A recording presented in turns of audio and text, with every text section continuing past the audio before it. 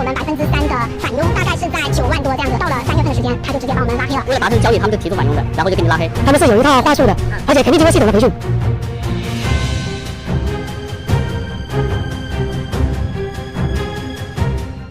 其實早幾年咧，同樣存在好多行家對於新房呢個板塊咧都存在一定嘅反佣行為。畢竟咧買樓嘅人咧想用最平嘅價錢嚟買樓，賣樓嘅人同時又想收足佣金，但係偏偏咧好多大型嘅發展商遇到咗口罩事件，加上各種嘅政策打壓，導致爆煲咗。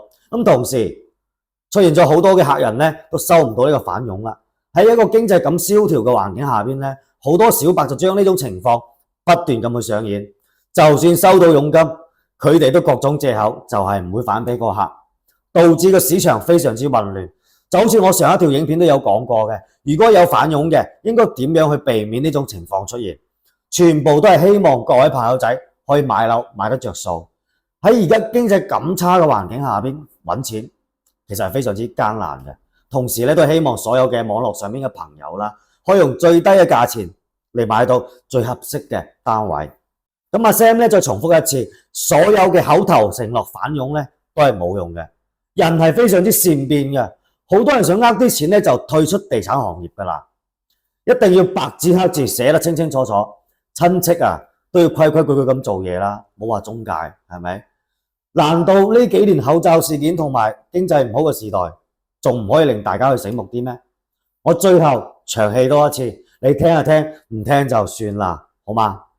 第一，一定要選擇正規嘅地產公司，開得耐嘅，同時咧要去用呢個企查查去查一下呢間公司有冇乜糾紛，睇下呢間註冊嘅地產公司嘅資金有冇超過100萬，有冇承擔風險嘅能力。咁第二咧，全部白紙黑字都要寫得明明白白，經紀人嘅身份證啦、名啦、公司嘅全名啦、地址啦，同埋公司一定要蓋章，一定要係公司認同嘅範圍之下，咁呢間公司佢先會去承擔佢所需嘅責任。所以個人嘅口頭承諾咧，就等於放屁，放完一個又一個，又響又臭。咁第三點咧，細節內容一定要寫明白，違約嘅一方需要承擔所有嘅訴訟費用同埋呢個利息。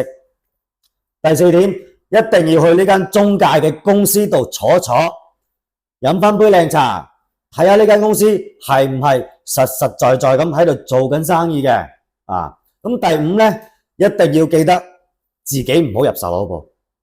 如果你入過售樓部咧，咁中介嘅佣金本身佢肯定收到嘅，咁就變到50-50，佢都唔知收到定係收唔到，你明唔明啊？好啦，阿 Sam 該講嘅已經講晒啦。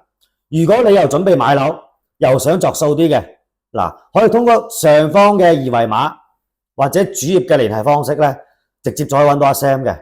阿 Sam 係一個真正幫你慳到錢嘅地產人啊！希望大家可以分享出去俾身邊嘅朋友啊！呢條視頻肯定可以幫到你哋。我哋下期再見，拜拜。